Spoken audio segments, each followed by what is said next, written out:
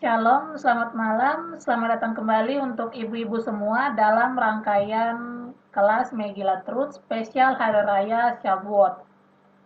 Pada pertemuan kali ini, kita akan lanjutkan pembahasan tentang kitab Rut ini, dan kita akan masuk dalam kelas nomor 6 dari rangkaian kelas yang ada di Midrasya. Baik, kita akan mulai dalam kelas hari ini. Rangkaian pengajaran Megillah Truth spesial Hari Raya Shavuot ini saya terjemahkan dan adaptasi dari pengajaran Rebbetzin Hana Bracha Sigelbaum dalam kelas online musim semi Midrashat Berot Bat Ayin. Kelas ini saya dedikasikan secara khusus untuk Alia Neshama dari ayah saya Domingus Yawang atau Moshe Yosef ben Abraham Avinu alav Shalom. Dan juga kelas ini saya dedikasikan untuk refuah shlema dari Delila Bat Yokbet. Baik, sebelum kita lanjut, saya minta tolong ibu-ibu masing-masing untuk siapkan kitab sucinya atau tanahnya juga jika punya, dan mari kita buka kitab Rut.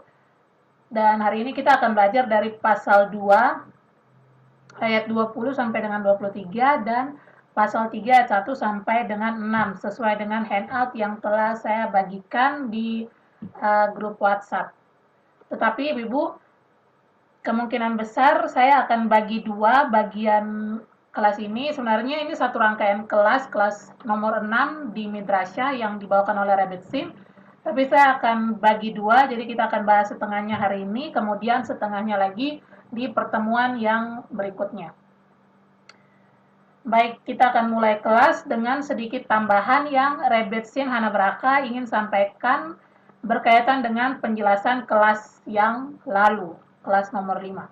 Jadi dalam kelas nomor 5, dalam handout teks nomor 4, di sana dikatakan, kalau ibu-ibu nanti ada kesempatan untuk lihat kembali, bisa dilihat, dalam nama Rabbi Yehoshua, lebih dari yang dilakukan tuan rumah untuk orang miskin atau tamu, seorang tamu itu melakukannya untuk tuan rumah. Karena itulah Rut berkata kepada Naomi, nama pria yang untuknya aku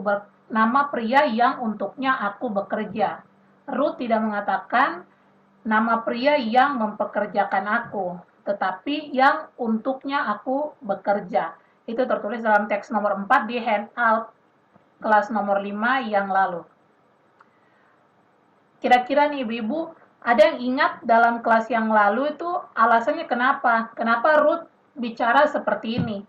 Kenapa Ruth katakan kepada Naomi, nama pria yang untuknya aku bekerja adalah Boaz. Seharusnya kan nama pria yang mempekerjakan aku, karena Boaz kan yang kasih pekerjaan kan kepada Ruth. Tapi kenapa Ruth bilangnya seperti terbalik seperti ini? Mungkin ada ibu-ibu yang mau coba jawab, kenapa Ruth cara jawabnya seperti ini kepada Naomi? Ada yang ingat?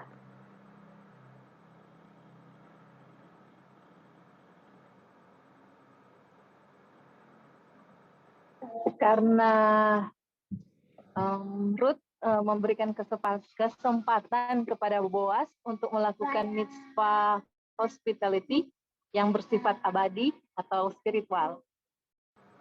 Mantap sekali Tante Stefani. Benar sekali jawabannya. Jadi itu sudah kita bahas di pertemuan minggu lalu, tapi di sini kita akan review ulang. Saudara Ba, Tante Stefani. Jadi yang ingin Rebbetzin Hana Bracha tekankan di sini adalah kadangkala kita bertamu ke rumah orang, ya kan? Pasti kita semua pernah bertamu ke rumah orang, dan kita sebagai penerima manfaat di balik kebaikan yang diberikan oleh tuan rumah, ya kan? Karena pasti tuan rumah kan suguhkan misalnya makanan kecil atau minuman dan lain sebagainya lah. Nah, kita ini sebagai penerima manfaat itu, dan si tuan rumahnya ini yang melakukan chesed atau kebaikan. Sebentar. Jadi kita sebagai penerima manfaat di balik kebaikan yang diberikan oleh tuan rumah, terlebih khusus lagi untuk kita-kita yang belum berkeluarga dan sering berkunjung ke rumah-rumah orang. Karena saya ingat waktu saya di Israel tuh kita sering Syabat itu berkunjung ke rumah orang dan nginap gitu sepanjang Syabat, nanti setelah Syabat baru kembali lagi ke Midrasya. Jadi kalau kita nginap otomatis kita perlu tempat tidur, kita perlu makanan atau air untuk mandi, sabun. Nah, itu semua kan disediakan oleh tuan rumah. Jadi di sini tuh kami di sana waktu itu terimanya gratis-gratis saja, tuan rumah sediakan semuanya, tidak bayar juga, nginap untuk Syabat. Jadi betul-betul gratis. Kita datang sebagai tamu dan menikmati semua fasilitas yang diberikan oleh tuan rumahnya. Nah, ini yang Rabbit Sin Hanabraka ingin tekankan, ini khususnya untuk kami yang gitu yang belum berkeluarga dan sering berkunjung ke rumah-rumah orang, dan kadang tuh rindu sekali untuk jadi cepat berkeluarga supaya dapat mengundang tamu juga, karena kan kalau misalnya biasanya yang mengundang tamu memang sudah berkeluarga gitulah, terus undang tamu untuk menginap untuk Syabat, untuk datang makan malam Syabat atau makan siang atau makan ketiga dan lain-lain. Nah, jadi iya, selain saya juga yang lain juga merasa seperti itu. Ingin sekali kita untuk melakukan hal tersebut, buka rumah untuk orang-orang lain datang dan bertamu. Karena seperti yang tadi Tante Stefani sudah bilang juga, sebenarnya kan yang diberikan oleh Ruth sebagai tamu itu sesuatu yang lebih besar, yang lebih spiritual nilainya, jadi tidak ternilai gitu. Kalau tuan rumah berikan kepada tamu kan dia berikan makanan, dia berikan tempat tidur, dia berikan sabun kayak untuk mandi, itu kan semua bersifat fisik. Sedangkan si tamunya ini datang ke rumah orang itu untuk memberikan sesuatu yang lebih besar dari hal-hal yang tuan rumahnya berikan sebenarnya. Semoga tidak membingungkan ya ibu-ibu. Jadi apa yang tamu berikan ini tuh jauh lebih besar dibandingkan hal-hal fisik yang diberikan oleh tuan rumah. Jadi kadangkala juga kita ingin untuk kita juga bisa buka rumah untuk orang-orang lain bisa datang bertamu Syabat di rumah kita, sehingga kita mendapatkan hal yang spiritual itu yang lebih tinggi, bukan hanya kita menerima hal-hal yang fisik saja, makanan, tempat tinggal dan lain sebagainya. Jadi seperti itu. Dan di sini Rebetin Hanabraka juga ingin menguatkan kita semua bahwa terlepas dari kenyataan bahwa kita sering berkunjung ke rumah-rumah orang, kenyataannya adalah kita sesungguhnya sedang memberikan kesempatan kepada tuan rumah untuk melakukan hak nasat orchim.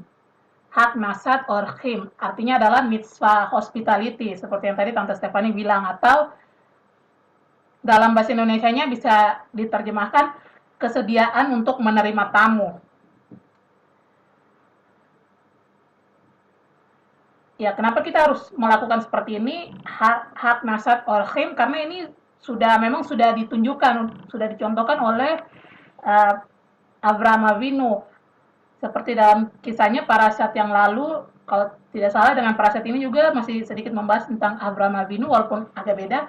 Tapi kita tahu kalau Abraham Avinu itu dia selalu menerima tamu, rumahnya tuh selalu terbuka untuk siapa saja bisa datang gitu. Dan saya tadi barusan nonton dari pengajarannya Rabbi Alon Anava itu ada di tendanya atau di rumahnya Abraham Avinu itu jadi ada 4 pintu untuk masuk ke tendanya. Ada pintu masuk depan, mungkin ada, saya juga tidak tahu posisinya seperti apa, 4 pintu mungkin depan, belakang, kiri, kanan kali ya. Jadi kenapa harus seperti ini? Jadi sengaja itu didesain seperti itu supaya orang yang mungkin bisa dibilang apa ya, kaya gitulah, punya banyak uang gitu, punya banyak harta maksudnya, itu biasanya masuk lewat depan, kan dia pasti percaya diri sekali, jadi dia tuh masuk lewat pintu depan, dia percaya diri, dia duduk di depan, dia percaya diri karena dia punya punya uang gitu kan, punya harta yang banyak. Nah, kadangkala ada juga orang yang pingin dengar nih pengajarannya Abraham Avinu, tapi dia malu masuk lewat depan karena pasti orang-orang kaya tuh yang masuk lewat depan, duduk di depan. Kalau dia masuk lewat depan, pasti nanti apa ya? Pasti nanti semua orang tuh matanya akan tertuju kepada dia. Padahal ini mungkin bajunya tuh compang-camping, atau dia mungkin pakai baju yang sama, itu sudah beberapa hari pakai baju yang sama terus. Mungkin juga baunya agak sedikit tidak sedap gitu, makanya dia merasa malu. Itulah sebabnya Abraham Avinu tuh menyediakan 4 pintu di tendanya supaya setiap orang tuh bisa datang leluasa gitu. Maksudnya kalau dia merasa dia merasa malu datang lewat depan karena nanti di bagian depan sana pasti orang-orang yang punya duit yang duduk di depan-depan, akhirnya dia bisa datang lewat, dia masuk lewat pintu belakang, terus dia duduk di paling belakang, tidak apa-apa dia duduk paling belakang, yang penting dia bisa mendengarkan pengajarannya Abraham Avinu. Dan juga bukan hanya pengajaran saja yang diberikan oleh Abraham Avinu, tapi juga memberikan hospitality ini, hak nasat orhim. Jadi Abraham Avinu betul-betul melayani semuanya dengan baik, siapapun, mau yang kaya kek, yang miskin kek, mau yang baunya mungkin agak tidak sedap, semuanya dilayani dengan sangat baik. Itu mitzvah hospitality yang dilakukan oleh Abraham Avinu yang sudah dicontohi, dan diharapkan untuk kita juga bisa melakukan seperti yang Abraham Avinu lakukan. Oke, itu sepintas saja, nanti ibu bisa lihat sendiri atau baca sendiri tentang parasyat Hashavua yang sekarang ataupun yang Syabat lalu. Balik lagi, jadi tadi kan, yang Rebetsin ingin kuatkan kita semua adalah bahwa terlepas dari kenyataan bahwa kita sering berkunjung ke rumah-rumah orang, kenyataannya adalah kita sesungguhnya sedang memberikan kesempatan kepada tuan rumah untuk melakukan hak nasat orhim atau mitzvah hospitality atau kesediaan menerima tamu sesuai dengan yang telah dicontohkan oleh Abraham Avinu. Oke, jadi kita sebagai tamu sebenarnya memberikan lebih dari yang tuan rumah berikan kepada kita. Itu yang perlu kita ingat baik-baik ya Ibu. Tapi, Rebbe Senana Braka mengatakan, tapi di samping itu, kalau kita mau tawarkan diri misalnya, uh, kita mau tawarkan diri setelah makan bersama untuk kita bantu cuci piring kayak, atau pas lagi persiapan mau syabat gitu, kita bisa, misalnya masih dalam proses masak-memasak untuk syabat, kita bisa tawaran diri, mungkin bisa bantu potong apa kayak, bantu masak kayak apa kayak. Kalau kita bisa tawarkan diri seperti ini, justru lebih baik lagi. Walaupun memang kita sebagai tamu tuh telah memberikan, kehadiran kita tuh memberikan hal spiritual yang lebih besar untuk tuan rumahnya, tapi lebih baik lagi kalau misalnya kita bisa bantuin apa, cuci piring atau bantu potong apa, atau kita bisa bawa makanan dari luar untuk saat bertamu, kayak waktu di Midrasya itu kita diajarkan setiap Syabat datang ke rumah orang tuh tidak boleh datang dengan tangan kosong gitu. Setidaknya bawa satu botol minuman kayak, atau kue, makanan penutup, atau es krim atau apa. Jadi datang ke rumah orang bertamu tuh juga tidak dengan tangan kosong. Itu yang selalu diajarkan waktu di Midrasya.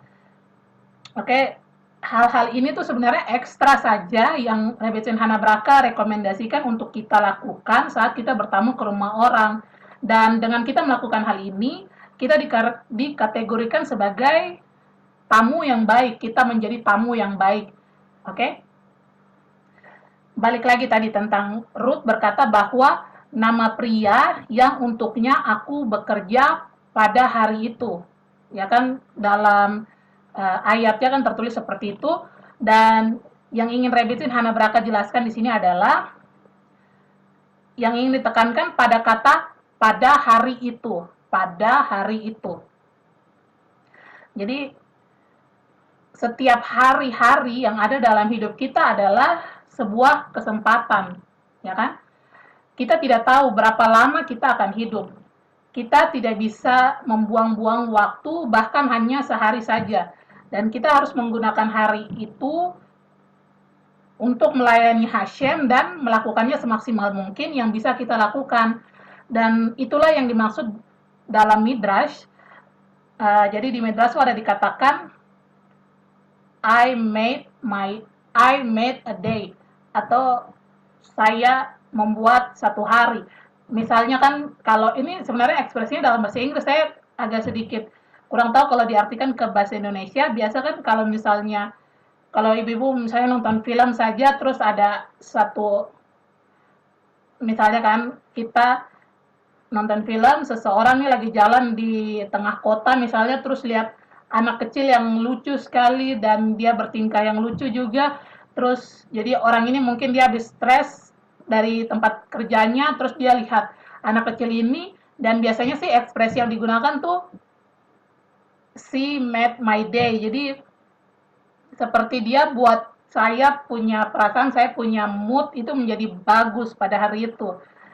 itu sebenarnya ekspresi yang saya juga tidak tahu kalau diterjemahkan ke bahasa Indonesia gimana. Intinya di Midrash juga ada tertulis, tapi yang tertulis adalah I made a day. Saya membuat satu hari kalau saya terjemahkan ke dalam bahasa Indonesia.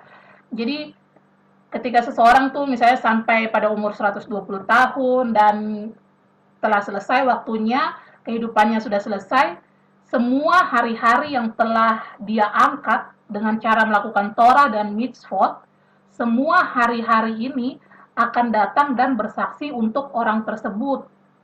Oke, Ibu, perhatikan baik-baik sini.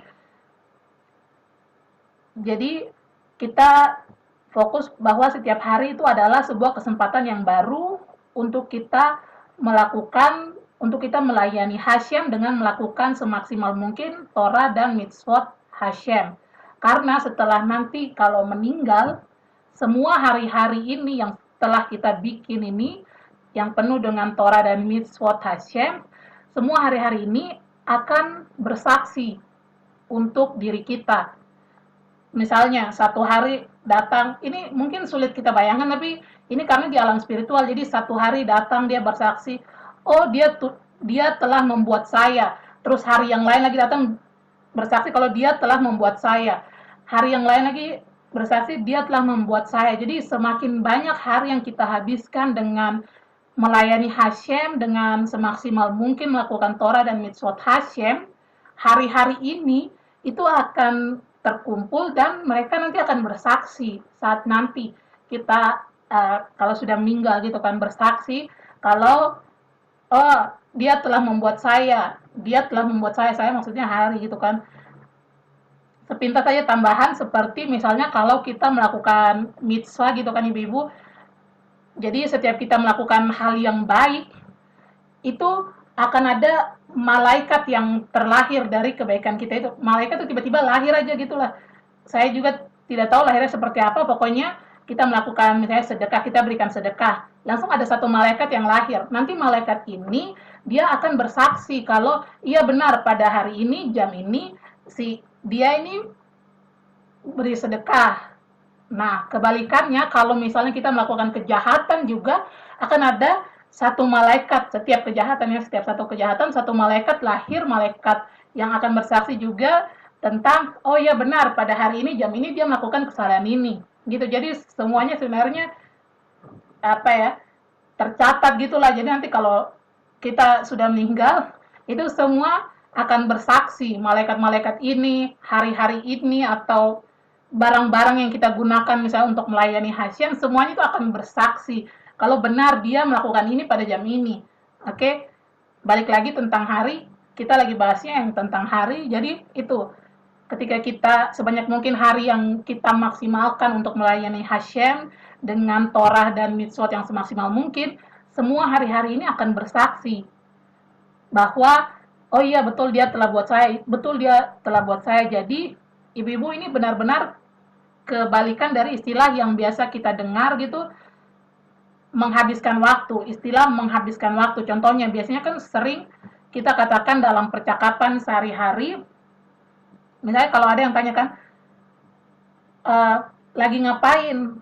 Terus misalnya dijawab, oh lagi nonton-nonton saja sambil menghabisi waktu. Nah, ini sebenarnya tidak boleh kita menghabisi waktu, kayak kalau dalam bahasa Inggris tuh namanya killing time, jadi kayak membunuh waktu supaya waktunya cepat habis. Padahal seharusnya tidak boleh. Waktu itu kita lewatkan berlalu begitu saja, tapi kita harus memaksimalkannya untuk melayani Hashem dengan Torah dan melakukan Torah dan mitzvot Hashem. Jadi benar-benar ini kebalikan dari istilah itu, menghabiskan waktu atau killing time. Jadi kita semua, kita masing-masing itu punya pekerjaan yang harus kita lakukan dengan waktu kita yang ada. Kita punya pekerjaan yang harus kita lakukan, apapun itu pekerjaannya.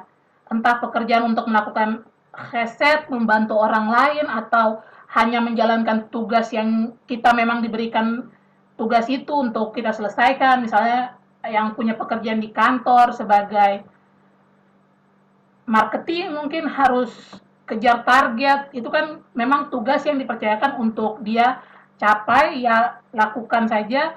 Jadi entah tugasnya harus membantu orang lain, atau sebagai seorang marketing, atau sebagai seorang presiden direktur, atau apapun. Bahkan mungkin tugas kita untuk hadir duduk dalam kelas, hadir, dengarkan, saling menghargai, mencatat, atau mengajukan pertanyaan, atau mungkin bekerja untuk menghidupi keluarga. Semua itu, semua pekerjaan kita masing-masing, kita harus lihat ini sebagai sebuah proses yang berkelanjutan. Jadi setiap orang itu memiliki tugas dan tanggung jawabnya masing-masing. Kita tidak bisa membanding-bandingkan diri kita dengan orang lain. Jadi di sini yang ingin digarisbawahi adalah masing-masing kita memang Hasyim sudah berikan tugas yang beda-beda sesuai dengan porsi kita masing-masing dan harus kita maksimalkan dengan waktu yang diberikan kepada kita dengan hari-hari yang ada semasa hidup kita sehingga tugas kita bisa selesai saat nanti kita kembali ke Gan Eden lagi. Oke? Di sini Rebbetzin Hana Braka membagikan pengalamannya sendiri seperti ini. Jadi Rebbetzin lihat temannya, ada seorang teman yang selalu melakukan chesed. Dia selalu bikin kue lah, terus tawarin ke tetangganya. Dia bikin kebaikan apa, pokoknya selalu bikin chesed gitu. Sedangkan Rebbetzin ini selalu di depan komputernya dia. Selalu di depan komputernya dia mengetik, mengedit handout misalnya, atau memperbaiki yang salah-salah ketik. Rebbetzin periksa ulang, kalau ada salah ketik diperbaiki, cek ulang sumbernya, selalu di depan komputernya. Atau mungkin Rebbetzin juga menambahkan gambar ke dalam buku yang Rebbetzin sedang susun, atau memperbaiki sedikit di sini dan di sana, lalu mengirim email kepada setiap murid tentang kelas midrasya. Sebenarnya ini juga jenis pelayanan gitu. Rebbetzin yakin bahwa yang dia lakukan ini adalah sebuah tugas dan tanggung jawab yang memang diberikan kepada beliau untuk dilakukan dengan penuh pengabdian. Dan itulah pelayanannya beliau, pelayanan atau tugas tanggung jawab yang diberikan Hasyim kepada Rebbetzin Hana Braka, dan maka dari itu hal tersebut juga dapat dikategorikan sebagai chesed. Oke, jadi walaupun temannya Rebbetzin ini selalu buat kue, selalu bagi-bagikan ke orang gitu kan, chesed. Nah, Rebbetzin tinggal duduk di depan komputer terus, tapi sebenarnya tidak bisa dibandingkan antara yang sana dengan yang sini, karena memang tugas yang diberikan Hasyim itu beda-beda, dan yang dilakukan dua-duanya itu sama-sama chesed, walaupun beda jenisnya. Tapi masing-masing memaksimalkan potensi yang diberikan kepada masing-masing semaksimal mungkin dengan waktu mereka masing-masing gitu. Yang satu selalu bikin kue dan bagi-bagikan, Rebbetzin selalu cek ulang handout, selalu mengirim email kepada murid-muridnya dan sebagainya. Jadi masing-masing punya tugasnya masing-masing. Oke? Sebelum kita lanjut, ibu-ibu, saya mau tanya ibu-ibu dulu. Ada ibu-ibu yang ingat pembahasan tentang kitab Rut ini kita bahas saat periode waktu apa? Yang sudah kita bahas dalam kelas pertama dan juga ada tertulis dalam pasal 1 ayat 1, periode kisahnya Rut ini terjadi pada waktu apa ibu-ibu? Mungkin ada yang mau coba jawab atau coba tebak?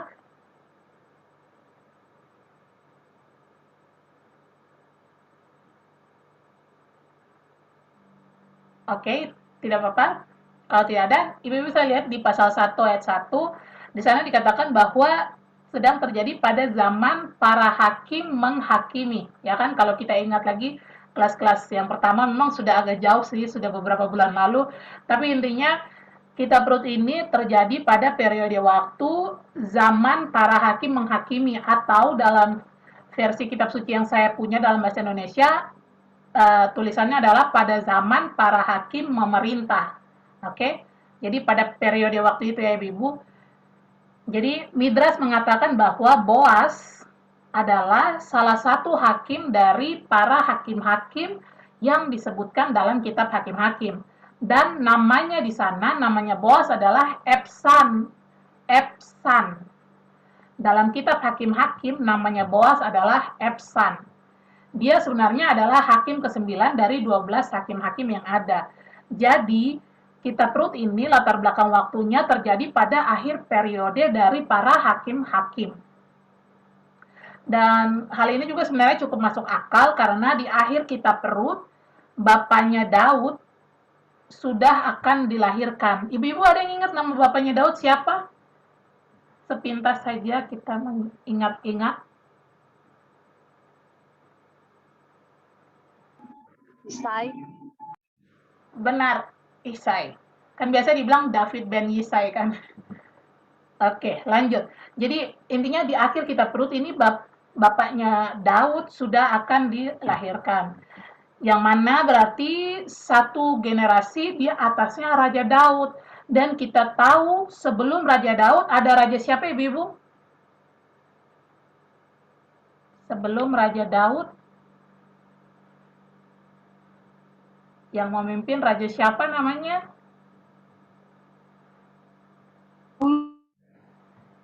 Eh, mohon maaf bisa diulang, Mama Rando, raja siapa? Kalau tidak salah Saul. Benar sekali jawabannya. Sebelum Raja Daud adalah Raja Shaul. Dan dari situ kita tahu bahwa sebentar. Jadi tadi di akhir kitab Rut, bapaknya Daud kan sudah akan dilahirkan. Dan itu berarti satu generasi di atasnya Raja Daud ini sudah akan ada. Dan kita tahu bahwa sebelum Raja Daud ada Raja Shaul. Dan dari situ kita tahu bahwa kita sekarang sedang berada di akhir periode dari Shoftim atau hakim-hakim. Ya kan, mungkin nanti untuk ibu-ibu yang ikut midrasya, di midrasya yang program musim semi kali ini, musim semi tahun 2021, di sini kan ada kelas tentang Shemuel. Nanti di sana akan menjurus dikatakan bahwa Shemuel ini sepertinya kalau saya tidak salah ingat adalah hakim-hakim yang terakhir gitu, yang kemudian dia tuh mentahbiskan, kalau tidak salah mentahbiskan Shaul, yang nanti dia juga akan mentahbiskan Daud lagi untuk menjadi raja. Jadi tidak lama lagi waktunya sampai ke Daud menjadi raja, karena di akhir kitab Rut ini nama bapaknya Daud itu sudah mau dilahirkan. Maka dari itu kita bisa analisa bahwa kejadian atau periode waktu dari kitab Rut ini terjadi pada saat akhir dari zamannya hakim-hakim gitu. Akhir periode dari Shoftim atau hakim-hakim. Nanti ibu-ibu yang ikut midrasya bisa ikuti sendiri dalam kelas tentang Shemuel. Oke. Balik lagi, tadi kan Rebetin Hana Baraka ada beritahu kepada kita tentang nama Ebsan, tentang namanya Boas yang dalam kitab Hakim-Hakim yang disebut dengan Ebsan. Pertanyaannya sekarang adalah kenapa sekarang dalam kitab Rut kok dia tidak dipanggil Ebsan saja, kenapa dia malah dipanggil Boas, ya kan, dalam kitab Rut? Karena Boas itu terdiri dari dua kata. Boas terdiri dari dua kata. Kalau kita lihat kan kata Boas dalam bahasa Ibrani itu terdiri dari huruf Bet, Ayin, Zayin. Dan dua katanya adalah Bet dengan Os, Ayin dengan Zayin itu dibaca Os gitu. Jadi ada dua kata dalam namanya Boas yaitu Bet, Os. Bet artinya adalah dua, Os artinya adalah kekuatan. Jadi dua kekuatan, oke? Seperti ada lagunya kan, Hashem os leamo yiten. Hashem berikanlah kekuatan kepada bangsamu. Atau ada juga tertulis dalam lantunan Esed Khayil itu os vehadar levusha fatishak leyom acharon. Artinya kalau saya coba lihat tadi dalam kitab Amsal, pakaiannya adalah kekuatan dan kemuliaan. Ia menantikan hari akhir dengan penuh sukacita. Oke. Dan ini juga sangat-sangat paralel sekali dengan Rut, karena Rut sendiri juga adalah seorang Esed Khayil.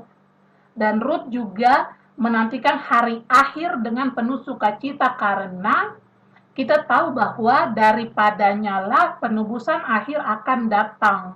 Penebusan akhir Masiah itu akan datang dari keturunannya Rut. Oke? Jadi ini semua tadi barusan penjelasan review saja dari Revision Hanabraka, dan sekarang kita akan masuk ke dalam pelajaran yang baru, kelas kitab Ruth, Megillah Ruth, kelas nomor 6. Oke, kelas yang baru kali ini kita akan bahas secara mendalam tentang konsep Yibum. Tapi sekali lagi Ibu, kelas ini akan saya bagi dua, jadi setengahnya akan kita bahas hari ini, setengahnya akan kita bahas di pertemuan yang selanjutnya. Jadi sekarang kita akan membahas tentang konsep Yibum. Apa itu Yibum? Mungkin ada ibu-ibu yang mau kasih pendapatnya atau pernah tahu gitu, Yibum itu apa sih?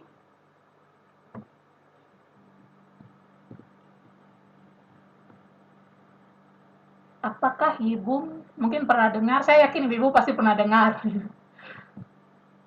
Ibu itu apa? Silakan. Ada yang mau coba? Ibu. Pernikahan yang terjadi jika suaminya meninggal, jadi adik yang harus menikahi istri kakaknya, dan itu karena suaminya belum mempunyai keturunan, jadi adiknya menikahi istrinya untuk melanjutkan keturunan kakaknya. Benar sekali, Tante Stefani Todaraba. Jadi itu pengertian sepintasnya tentang Yibum. Oke, sebentar.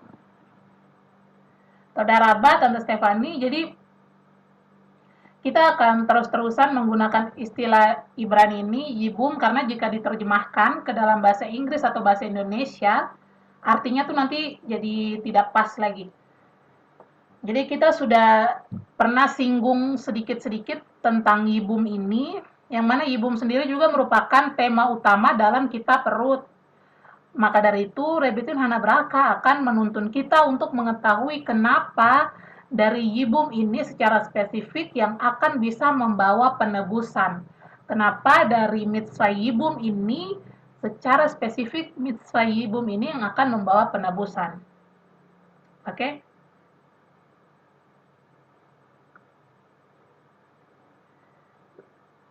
Ya, di sini ada pertanyaan lagi, tapi tadi sudah dijawab sama Tante Stefani. Saya bacakan aja. Jadi kalau waktu Rebitin tanyakan ini di Midrasya, kan Rebitin baru tanya saja apa itu Yibum, dan di Midrasya ada yang jawab perkawinan turun ranjang atau pernikahan Levirat. Perkawinan dan pernikahan, ya pokoknya itu turun ranjang seperti yang tadi Tante Stefani sudah jelaskan. Nah, terus Rebitin tanya lagi kan, kalau gitu apa itu pernikahan Levirat yang kamu bilang barusan? Jadi jika seorang laki-laki meninggal saat dia sudah menikah tetapi belum memiliki keturunan, maka saudara laki-lakinya harus menikahi istri yang ditinggalkannya itu. Kenapa kok harus seperti ini? Karena nanti anak laki-laki yang pertama, anak sulungnya anak sulung yang akan mereka miliki akan dianggap secara spiritual sebagai anak laki-laki dari saudaranya yang telah meninggal. Dengan demikian, saudaranya yang sudah meninggal itu akan memiliki keturunan yang melanjutkan dirinya di dunia ini. Oke? Sekarang Ibu-ibu kita akan coba baca sama-sama dari teks nomor 1 dari handout yang telah dibagikan. Saya akan share screen dulu, sebentar.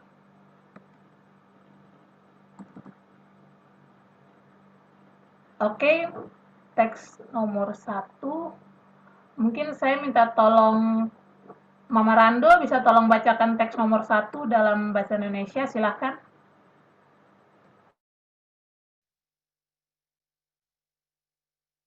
Apabila orang-orang yang bersaudara tinggal bersama-sama dan seorang daripada mereka mati dan tidak meninggalkan anak laki-laki, maka janganlah istri dari orang yang mati itu kawin dengan orang di luar lingkungan keluarganya.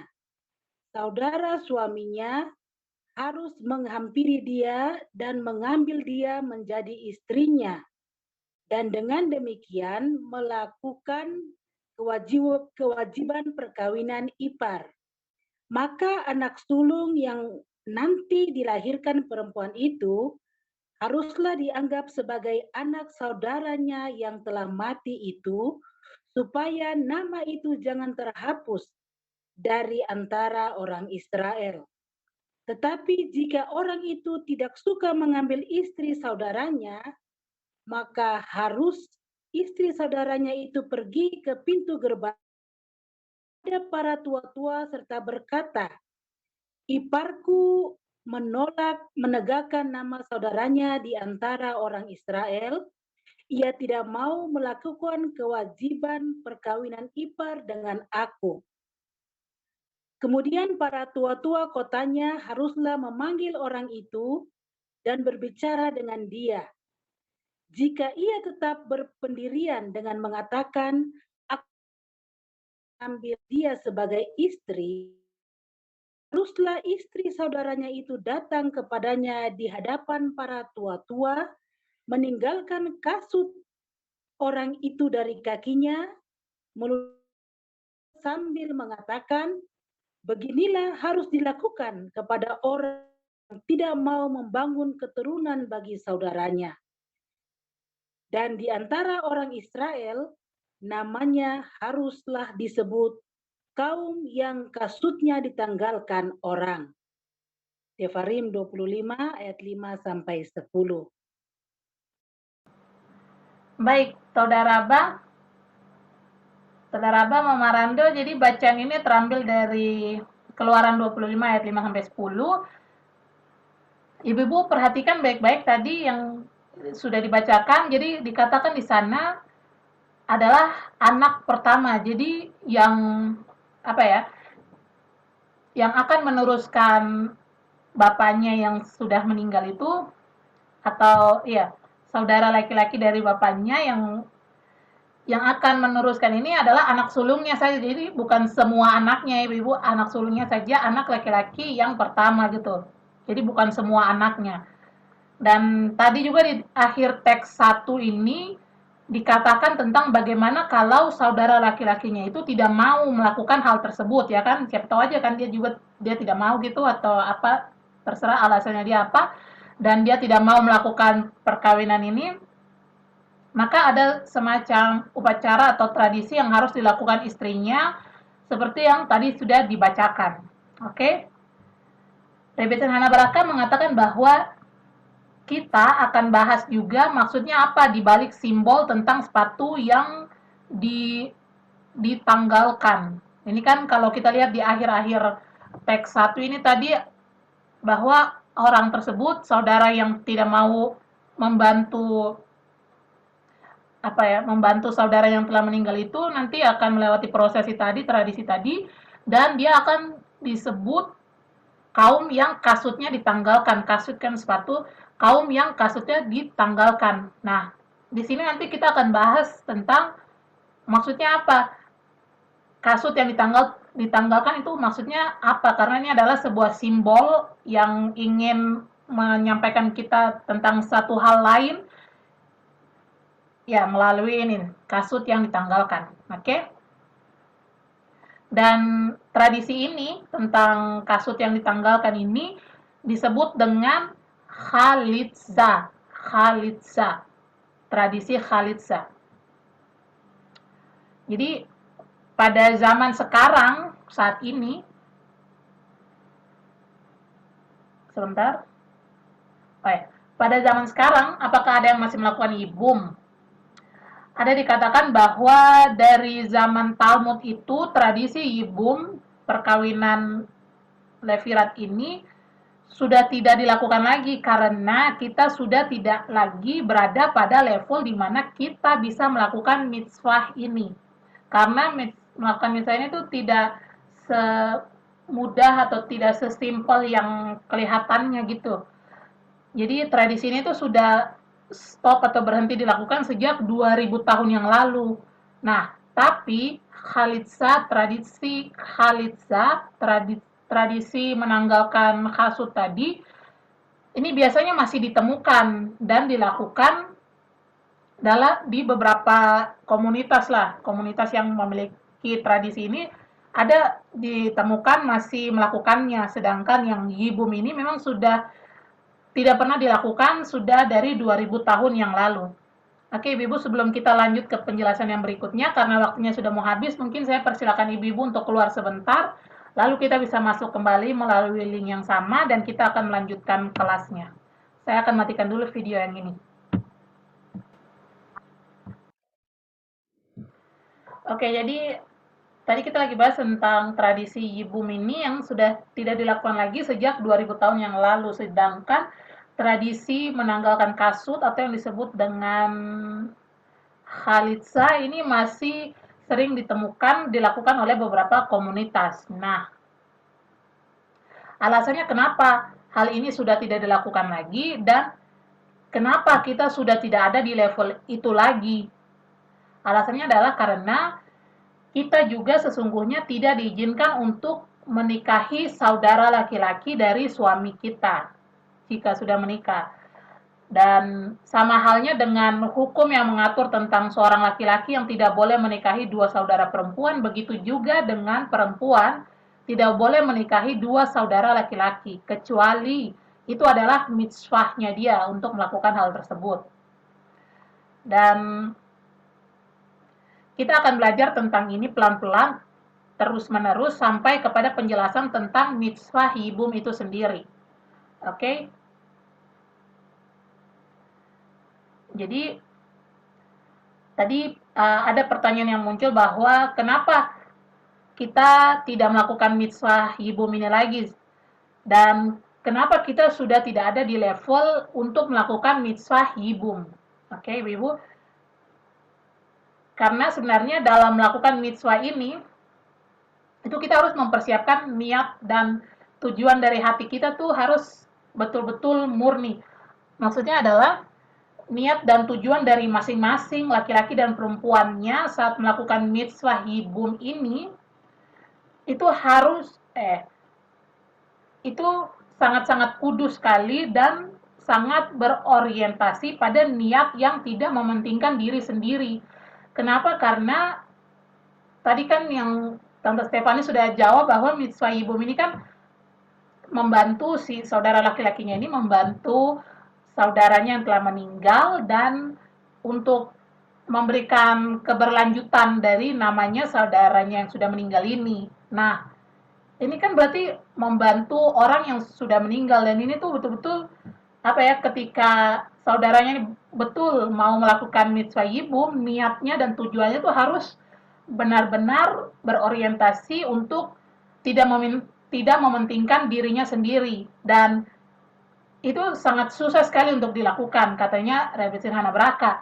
Dan saya pun membayangkannya mungkin agak susah sekali gitu, karena betul-betul melakukan ini untuk saudaranya. Segala hal yang dilakukan dengan mantan istrinya saudara yang telah meninggal, semua yang dilakukan ini adalah untuk saudaranya yang telah meninggal, bukan untuk dirinya sendiri. Jadi niat dan tujuan dari masing-masing laki-laki dan perempuannya saat melakukan mitzvah Yibum itu sangat-sangat kudus sekali dan sangat berorientasi pada niat yang tidak mementingkan diri sendiri. Dan tidak ada orang yang ada di level itu saat ini. Tidak ada lagi orang yang ada di level itu saat ini, saat kita hidup sekarang. Karena saat ini sulit untuk menikahi seseorang karena kita berpikir bahwa hal tersebut adalah hal yang benar untuk kita lakukan. Setiap orang pasti ingin memiliki rasa ketertarikan kepada seseorang yang akan menjadi pasangannya di masa depan. Dan Rebetsin Hanabraka menekankan bahwa hal ini juga adalah hal yang natural, wajar, dan alami saja untuk dimiliki oleh setiap orang. Memiliki ketertarikan dulu sama orang yang kemungkinan besar akan menjadi pasangan di masa depan. Oke? Tapi, itu kan tadi terjadi pada saat ini kita hidup sekarang. Tapi pada waktu itu, waktu zamannya Ruth gitu, tidak ada ceritanya harus ada rasa ketertarikan dulu ke atau harus ketemu dulu ke. Pokoknya semua yang mereka lakukan pada zaman itu semata-mata demi melakukan mitzvah. Semua yang mereka lakukan itu demi mitzvah. Dan kita saat ini tuh sudah tidak berada pada level tersebut. Levelnya kita sudah beda, sudah di bawah gitu. Dan seperti ada pepatah yang mengatakan,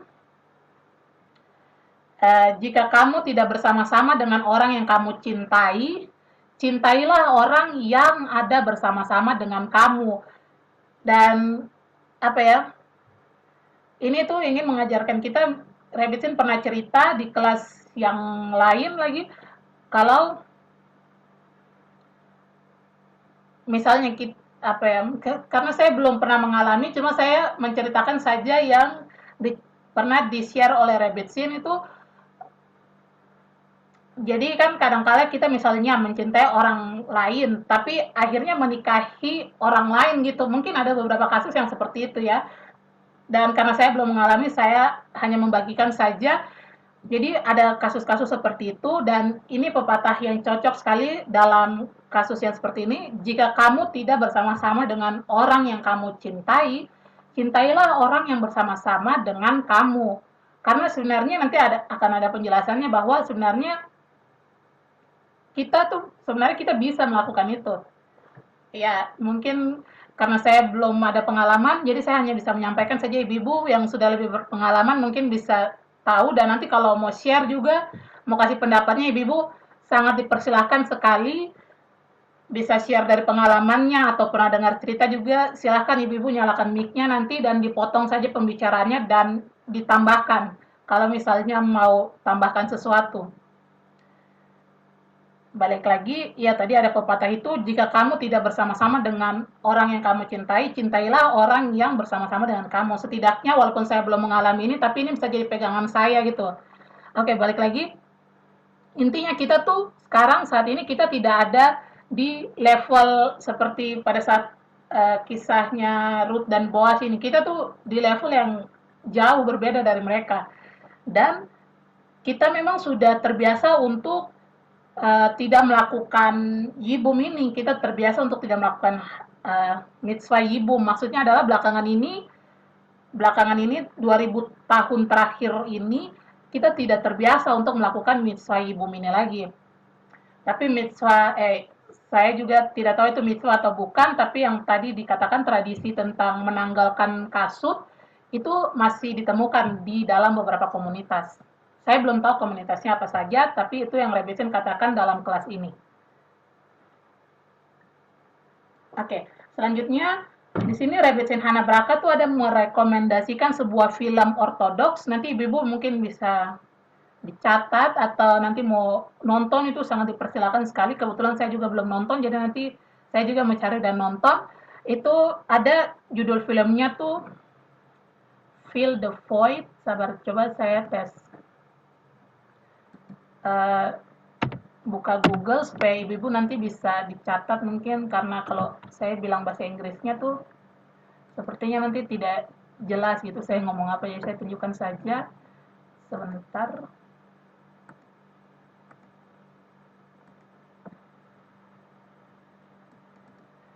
Ya, jadi Rebitsin ada menyarankan atau merekomendasikan kita untuk, ya kalau menonton silakan, kalau tidak juga tidak apa-apa, tapi ini berhubungan dengan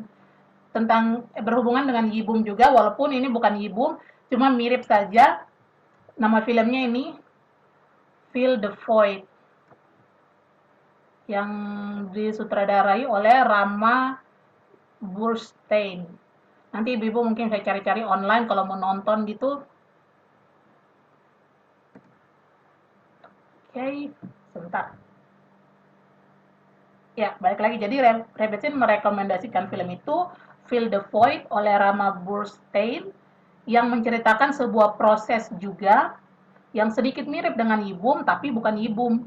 Karena di film tersebut yang meninggal adalah istrinya, dan istrinya ini meninggal saat melahirkan, dan dengan demikian berarti bayi yang dilahirkan itu baru saja kehilangan ibunya, ya kan? Nah, maka dari itu suaminya kemudian diberi pilihan nih untuk menikah lagi dan pindah ke negara lain. Tapi jika dia lakukan seperti itu, maka bayi itu tidak hanya sudah kehilangan ibu kandungnya saja, tetapi bayi itu juga akan kehilangan hubungan yang dekat dengan keluarga dari ibunya, seperti kakeknya, neneknya, serta saudara-saudara dari ibunya, ya kan? Maka dari itu orang tua dari ibunya ini bertanya baik-baik kepada adik perempuan dari ibunya anak ini, apakah dia bersedia untuk menikahi ayah dari bayi ini. Dan ini filmnya juga sangat-sangat bagus sekali. Silakan ibu-ibu ikuti filmnya jika berkenan, bisa dicari nanti secara online. Intinya pesannya dari film ini yang rebetin Hana Braka rasa bahwa ini adalah pesan yang sangat penting sekali untuk saat ini, yaitu kita bisa membangun rasa tertarik kepada seseorang yang mungkin kita menikahi dia awalnya bukan karena kita tertarik kepada dia, tetapi karena menikahi dia adalah hal yang benar untuk dilakukan. Kita bisa bangun rasa tertarik kepada pasangan kita yang telah kita nikahi selama bertahun-tahun misalnya. Jadi tidak langsung main minta cerai saja gitu kalau misalnya ada sedikit masalah atau ketidakcocokan atau bosan gitu.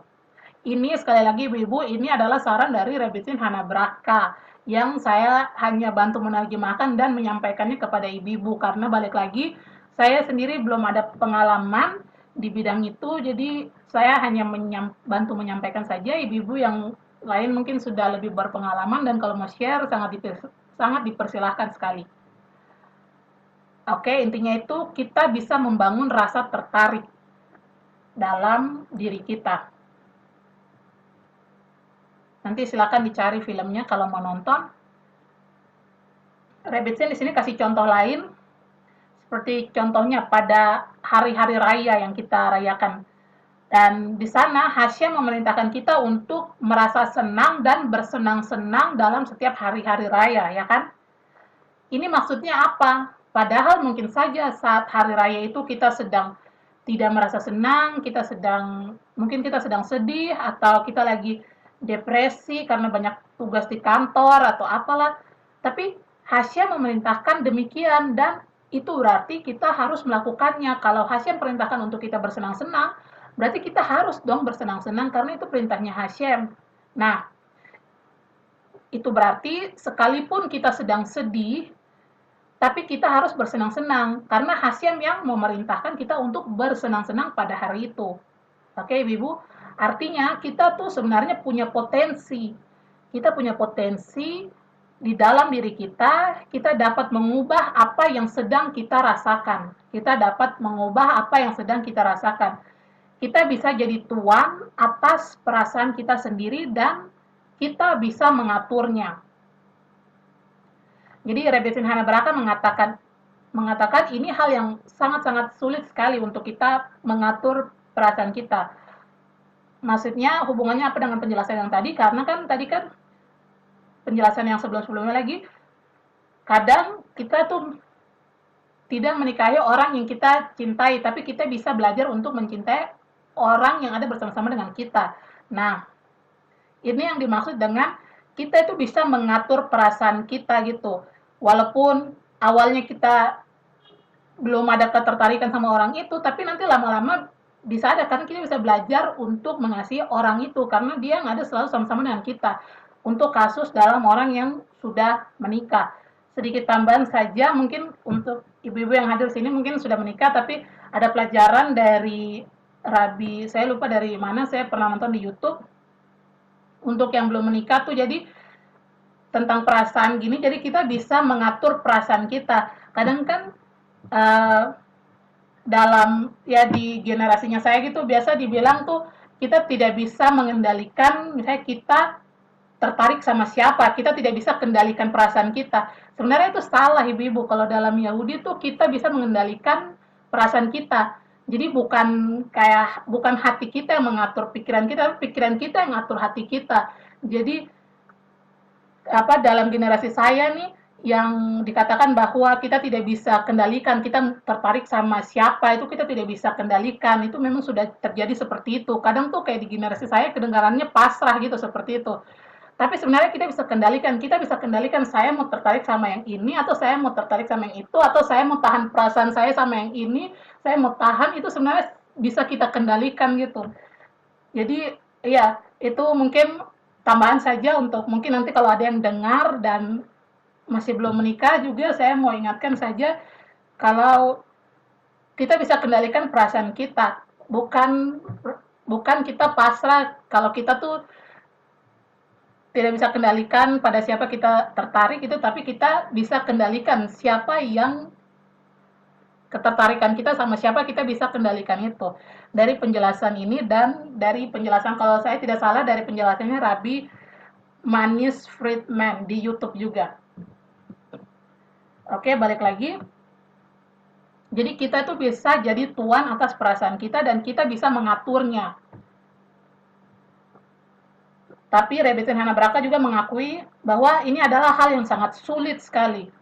Dan masih lebih gampang kalau kita disuruh untuk tutup bagian sini, kayak bagian tangan kita ditutup atau tutup bagian tubuh kita yang mana harus ditutup. Masih lebih gampang kalau kita disuruh-suruh seperti itu. Tapi kalau kita disuruh untuk mengatur perasaan kita seperti ini, itu sulit sekali. Ini bukan hal yang gampang gitu. Tapi bukannya tidak mungkin, kita bisa. Karena kan tadi, kayak di hari-hari raya, Hashem perintahkan kita untuk merasa senang, untuk kita bersenang-senang. Padahal mungkin aja kita saat itu lagi sedih. Tapi Hashem itu biasanya minta yang paling sulit. Dan itu bukannya tidak mungkin untuk kita lakukan. Karena kalau terlalu berat, tidak mungkin Hashem jadikan itu sebagai mitzvah. Dan justru karena Hashem tahu kita bisa melakukan hal tersebut, makanya itu dijadikan mitzvah untuk kita harus lakukan itu. Kalau misalnya terlalu berat, tidak mungkin Hashem kasih itu kepada kita. Kalau Hashem izinkan itu untuk terjadi sama kita, pasti Hashem yakin, percaya sama kita kalau kita bisa melakukan hal tersebut. Oke? Jadi ingat ibu-ibu, kita bisa mengatur apa yang kita rasakan dan juga mungkin kalau nanti ada yang nonton rekaman ini di YouTube dan belum menikah, kita bisa mengatur perasaan kita, apa yang kita rasakan. Oke? Hal ini juga dapat kita pelajari dari kisahnya Hana saat Hana membicarakan hatinya. Sekali lagi untuk ibu-ibu yang ikut kelas Midrasya yang program semester ini tuh nanti bisa diikuti di sana tentang penjelasan dari kitab Samuel bahwa di sana Hana itu membicarakan hatinya gitu. Nah, sebenarnya banyak interpretasinya tentang hal ini, tentang Hana membicarakan hatinya ini maksudnya apa? Tapi salah satu pengertian dari frasa ini adalah bahwa Hana dia bisa mengatur hatinya dan mengatur apa yang dia rasakan. Hana bisa mengatur hatinya dan mengatur apa yang dia rasakan. Nah, kebalikannya untuk orang-orang yang jahat itu mereka cenderung membiarkan perasaannya yang mengendalikan mereka. Contohnya, Haman ada dikatakan bahwa Haman libo. Haman itu dia membiarkan perasaannya mengendalikan dirinya, ya kan? Jadi itu kita bisa mengendalikan perasaan kita. Seperti Hana yang mengatur hatinya dan mengatur apa yang dia rasakan. Oke. Selanjutnya Rebbetzin Hanabraka mengatakan seperti ada tertulis dalam Torah bahwa pikiran di atas hati, pikiran di atas hati. Jadi pikiran yang atur hati, jangan hati yang atur pikiran kita gitu. Ini Rebbetzin tidak sebutkan gitu kan sumber dalam Torahnya di mana. Kalau ibu-ibu ada yang mau saya tanyakan, nanti saya tanyakan, tapi kalau misalnya tidak ada, mau ikut saja juga tidak apa-apa juga. Atau kita bisa Google. Pokoknya Rebbetzin mengatakan bahwa dalam Torah ada frasa yang mengatakan bahwa pikiran di atas hati. Jadi pikiran yang mengatur hati, bukan hati yang mengatur pikiran. Jadi kita harus membawa hal apa yang benar, kita pikir dulu kan, timbang-timbang di pikiran nih. Hal apa yang benar lalu turun ke dalam hati kita. Kita harus melatih hati kita untuk merasakan hal yang benar. Dan Rebbetzin Hanabraka sendiri mengakui bahwa ini bukan hal yang mudah untuk kita lakukan. Kita perlu melatihnya pelan-pelan dengan meditasi-meditasi mungkin atau penyembuhan spiritual. Tapi ibu-ibu, saya mau ingatkan kalau ibu-ibu mau ikutin meditasi atau penyembuhan spiritual, ikuti yang versi Yahudi. Jangan versi-versi yang lain. Oke, Ibu. Oke, selamat datang Ibu Naomi. Lanjut lagi.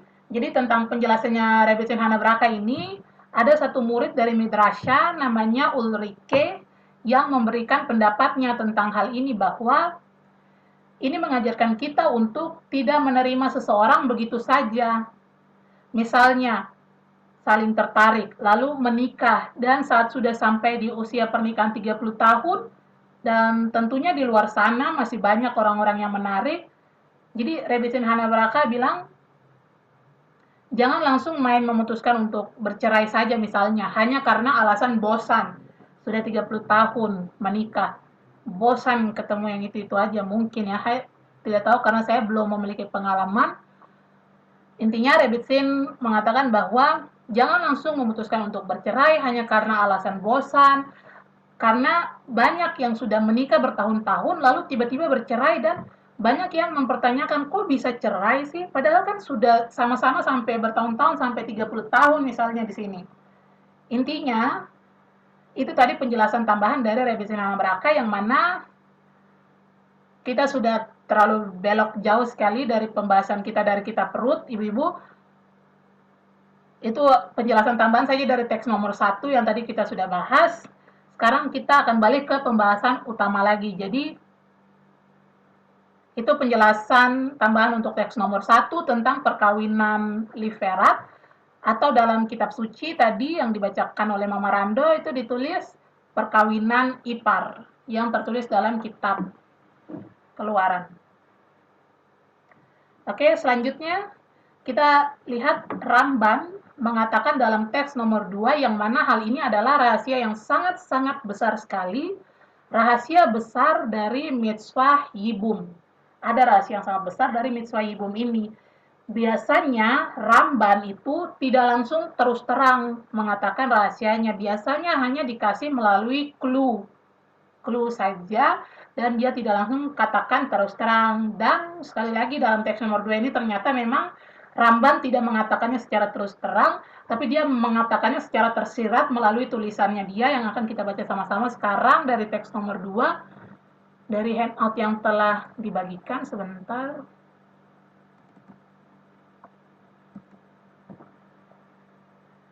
Teks nomor 2. Mungkin saya minta tolong Tante Stefani untuk bacakan teks nomor 2 dalam bahasa Indonesia. Silakan. Tetapi hal ini, perkawinan Levirat, adalah salah satu rahasia besar Torah yang tersembunyi dan memiliki makna yang besar bagi generasi manusia. Ini jelas bagi mereka yang Tuhan telah berikan mata untuk melihat dan telinga untuk mendengar.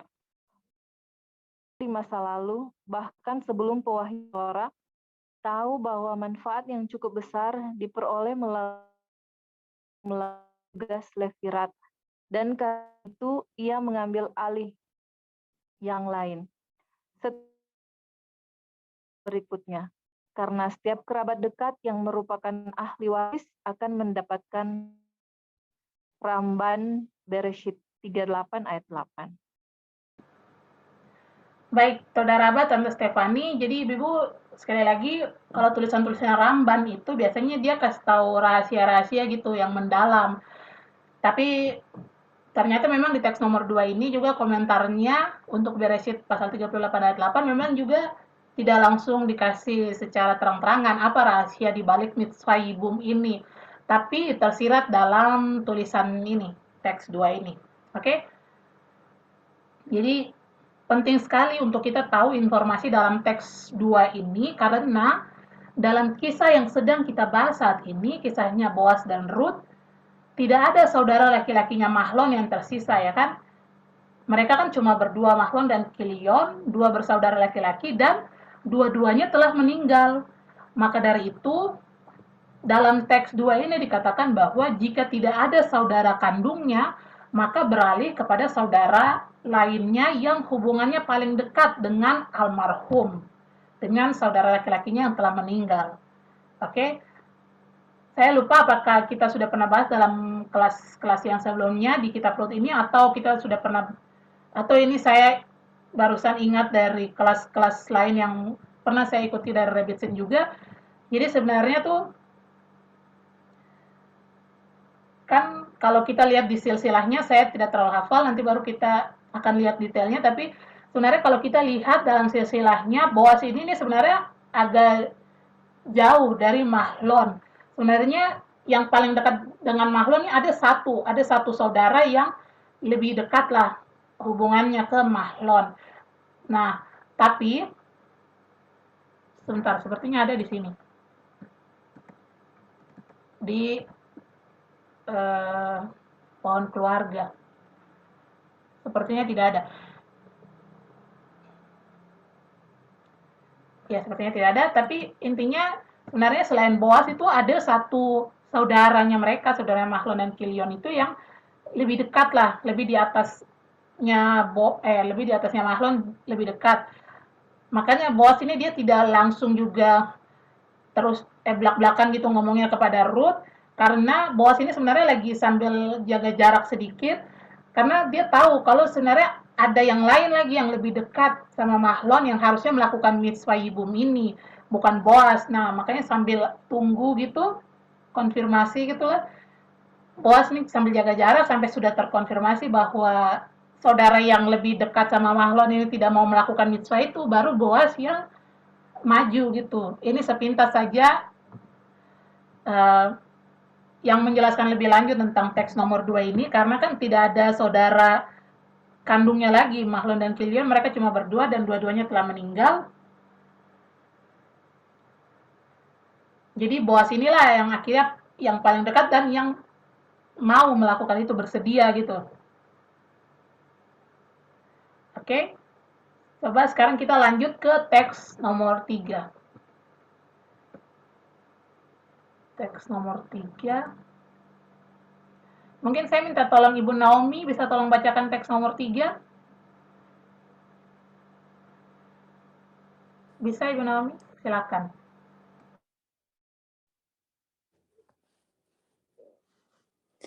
Di antara akar mitzvah bahwa setelah seorang wanita menikah dengan seorang pria, dia menjadi sebagai salah satu anggota tubuhnya, seperti yang diperlukan alam karena kisah ayah pertama, salah satu tulang rusuknya diambil oleh Tuhan dan dibentuk menjadi seorang wanita.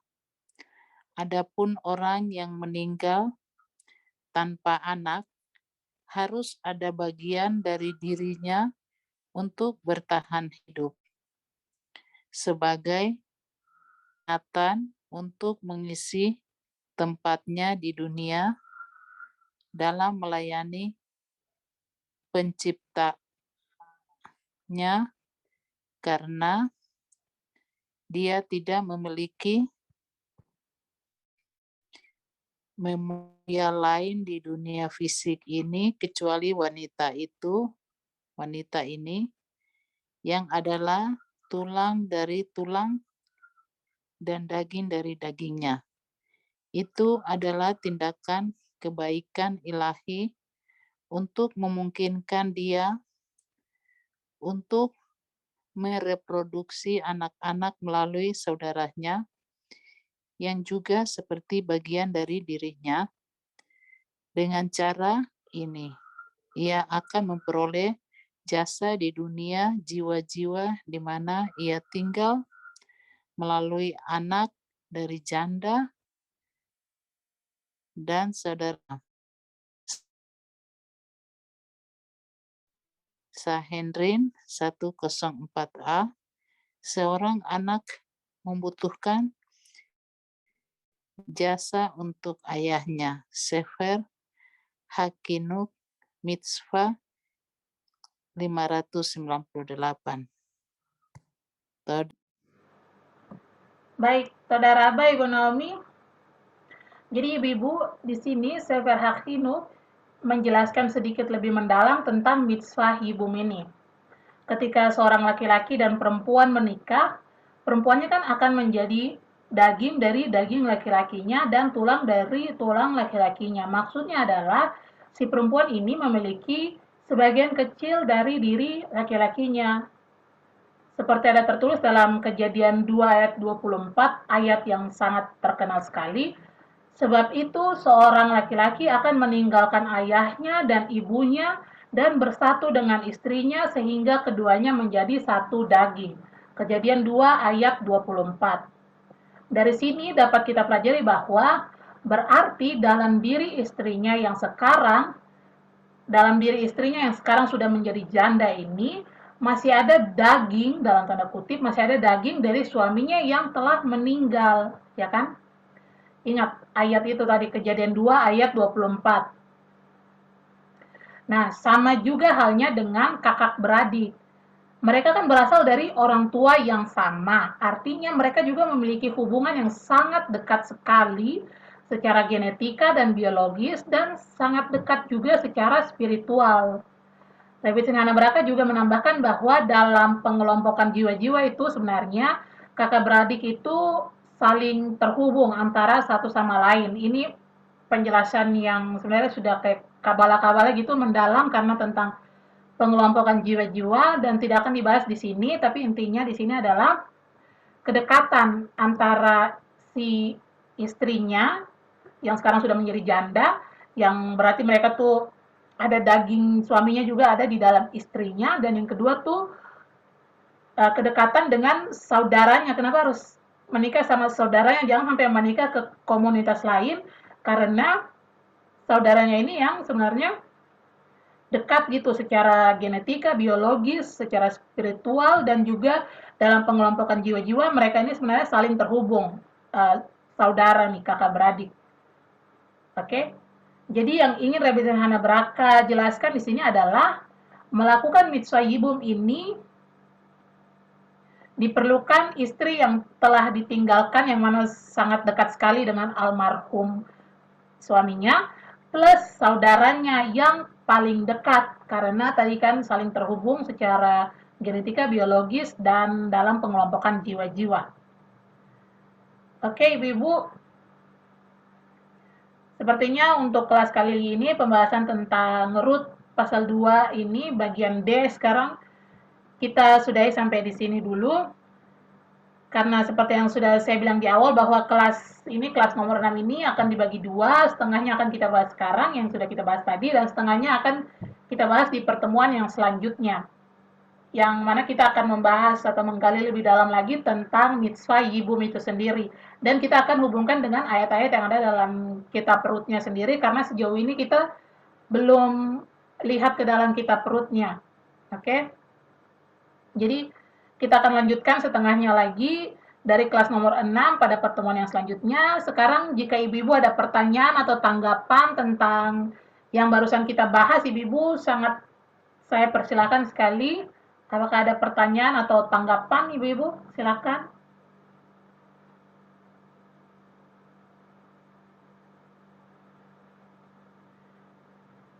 Kalau misalnya tidak ada juga tidak apa-apa. Tapi kalau misalnya nanti di tengah-tengah minggu ada pertanyaan gitu tiba-tiba yang muncul tentang Ibu Mini, silakan ibu-ibu ditanyakan, bisa chat di WhatsApp, dan saya akan bantu tanyakan langsung kepada Rebetin Hana Baraka sehingga kita bisa lebih mengerti tentang mitzvah Ibu Mini. Oke, ibu-ibu, kalau tidak ada pertanyaan dan tanggapan lagi, berarti ibu-ibu kita sudahi kelas hari ini sampai di sini. Kita akan lanjutkan kembali minggu depan, Bezrat Hashem, di hari dan jam yang sama melalui aplikasi Zoom. Terima kasih semua ibu-ibu yang sudah hadir dari awal sampai akhir, dan Kak Tifa, mau ada tanya dulu Kak? oh iya silahkan Ibu Halo, Naomi. halo. Iya silahkan. Kak Tifa, mau tanya aja bisa nggak ya kalau komunikasi dengan dengan sekolahnya di sana, dengan gurunya yang ngajar Tifa di sana, siapa tadi? Hana Braka ya? Iya, Rebetsin Hana Braka. Rebetsin. Maksudnya untuk ya Kak Tifa sih selama ini kan dari dia juga tuh ngajarnya, maksudnya pasti dia kan ngajarnya seluruh dunia ya, tidak bisa kalau kita sewaktu kapan gitu mungkin ada kelas online terus bisa kita diajar langsung seperti itu, terus mungkin ya Kakak Tifa langsung sebagai penerjemah apa gitu tuh, mungkin ada hal-hal yang yang berkaitan dengan ibu-ibu gitu. Apalagi misalnya mungkin mau masuk Hanukkah, apa yang kita harus siapkan. Kalau mungkin Hanukkah terlalu dekat waktunya, mungkin hari raya apakah gitu. Tapi mungkin ya harus jauh-jauh hari sih ya, karena mereka kan pasti jadwal sudah padat gitu. Supaya kita bisa terhubung langsung gitu secara tidak langsung kan. Itu cuma saran saja, masukan. Toda Pania jaringan lagi kurang-kurang bagus. Mantap, Tapi syukur bisa ikut sedikit ya. mantap. Oke, Bu Naomi, jadi itu masuk ke saran gitu ya. Berarti nanti saya coba tanyakan ke rabbitnya sendiri. Terus nanti mungkin kita bicarakan antara ibu-ibu atau komunitas bersama sama bapak juga. Misalnya kalau kita mau bikin kelas, kayak misalnya kita mau minta tentang tentang Hanukkah kan tadi, atau tentang Pesach atau Shavuot, misalnya materi khusus untuk ibu-ibu terlebih khusus, nanti saya bisa bantu tanyakan ke Rebbetin Hana Braka, bisa kita susun waktunya kapan bisa gitu kan, terus ibu-ibu bisa kumpul bersama-sama gitu, terus kita kelas. Nanti saya akan coba tanyakan ke Rebbetin Hana Braka, dan saya akan kasih tahu lagi update-nya ke Ibu Naomi dan ibu-ibu yang lain juga jika bisa atau tidaknya, dan seperti apa gitu prosedurnya kalau kita mau seperti berarti mengundang Rebitsin ke komunitas kita untuk kasih pelajaran gitu. Terus nanti diterjemahin langsung, jadi komunitas bisa dengar langsung, Rebitsin ngajarnya cuma ke kita saja, bukan ke umum seluruh dunia gitu. Kita mengundang Rebitsin, nanti saya coba tanyakan. Saudara Abbas, saran yang sangat baik sekali. Iya, terus terus mungkin sambil komunikasi juga dengan Pak Presiden kita kan, seperti ini, seperti apa gitu untuk ke depan. Ya mungkin tidak untuk ibu-ibu, barangkali mungkin ada rabi yang mau ke bapak-bapak seperti itu tuh, biar kita juga bisa terima langsung dari sana. Terus mungkin ada penterjemah dari kita yang bisa bahasa Inggris siapa ya ikut bantu supaya kita bisa tanya hal-hal yang ke depan toh seperti itu. Toda Kakak. Oke, mantap sekali Saudara Aba, Ibu Naomi atas sarannya. Akan saya catat dan saya coba tanyakan, dan tentunya selalu saya update ke Pak More di Jayapura. Oke, ibu-ibu yang lain apakah ada saran lagi gitu atau tanggapan?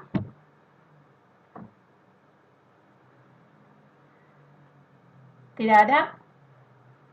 Kalau tidak ada, berarti ibu-ibu kita sudahi kelas sampai di sini. Sekali lagi kalau ada pertanyaan nanti di tengah-tengah minggu berkaitan tentang ibu atau tentang perempuan, tentang apapun itu pertanyaannya, ibu-ibu sangat dipersilakan sekali untuk ditanyakan. Bisa langsung email ke Rebetsin Hana Braka, atau kalau mau lewat saya juga bisa saya bantu tanyakan ke Rebetsin. Dan oke, itu saja untuk pertemuan kali ini. Toda Rabba, selamat malam dan Shabbat Shalom. Lehitraot. Saudara Abah, Shabbat Shalom, Lahir Raot. Saudara Bah. Terus.